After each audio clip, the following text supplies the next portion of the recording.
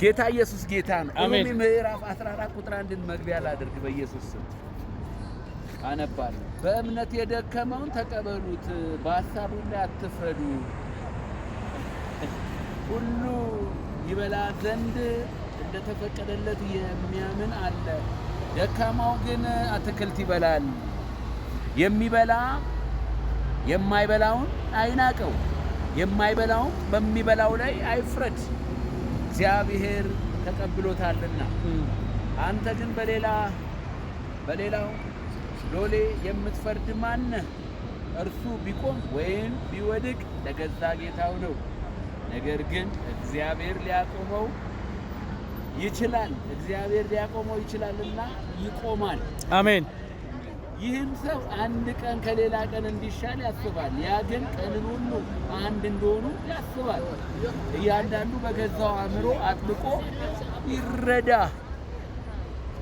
ቀንን የሚያከብር ለጌታ ብሎ ያከብራል። የሚበላም እግዚአብሔርን ያመሰግናልና ለጌታ ብሎ ይበላል። የማይበላም ለጌታ ብሎ አይበላም፣ እግዚአብሔርንም ያመሰግናል። ከኛ አንድስ ለራሱ የሚኖር የለምና ለራሱ የሚሞት የለም። በሕይወት ሆነን ብንኖር ለጌታ እንኖራለን፣ ብንሞትም ለጌታ እንሞታለን። እንግዲህ በሕይወት ሆነን ብንኖር ወይም ብንሞት የጌታ ነን። ሃሌሉያ። ብንሞትም ለጌታ ነን። ስለዚህ ነገር ሙታን ሕያዋንን ይገዛ ዘንድ ክርስቶስ ሞቷልና ሕያውም ሆኗልና። አንተ በወንድም ላይ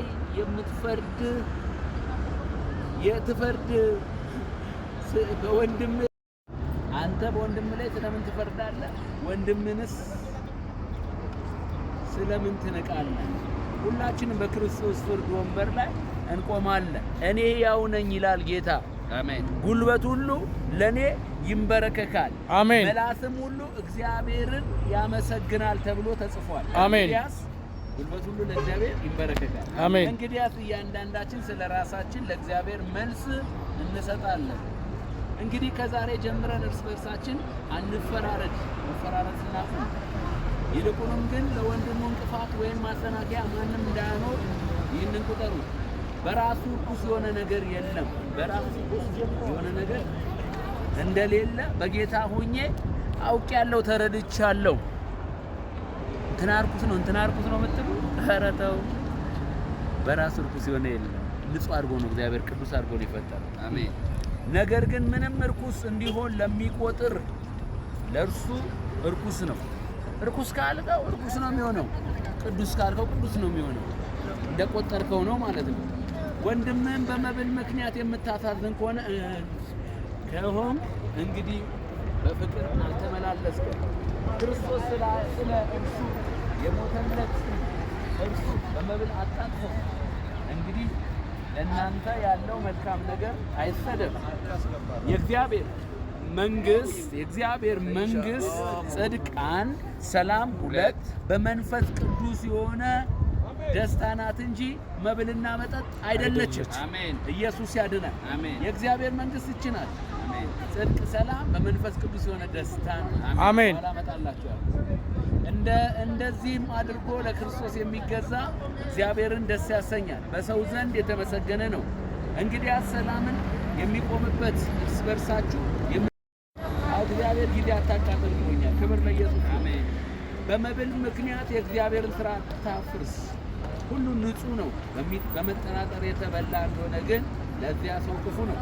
ሥጋ አለመብላትህ ወይም አለመጠጣትህ ወንድም የሚሰናከልበትን አለማድረግህ መልካም ነው። ለአንተ ያለህ እምነት በእግዚአብሔር ፊት ለራስህ ይሁን። ፈትኖ መልካም እንዲሆን በሚቆጥረው ነገር በራሱ ላይ የሚፈርድ ብፁዕ ነው። የሚጠራጠር ግን ቢበላ በእምነት ስላልሆነ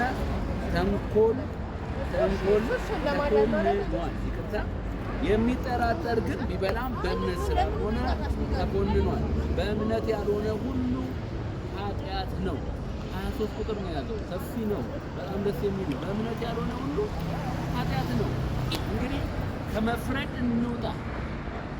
እንደዚህ ነው እንደዛ ነው ማለቱን እንተውና በእምነት የሆነን ነገር እናድርግ። አሜን። ሮሜ ምዕራፍ 14 ምን ይመስላል? እንግዲህ እንደበላችሁ አይገባም። አሜን። እንደተደሰታችሁ ከተመለሳችሁ እርግጠኛ ነኝ ከሰማህ በኋላ ተጠራጠረኝ፣ ተመለስ። አሜን። በእምነት ያልሆነ ሁሉ ኃጢአት ነው። አሜን። ወዳችኋለሁ። ክብር ለኢየሱስ ይሁን። ኢየሱስ ጌታ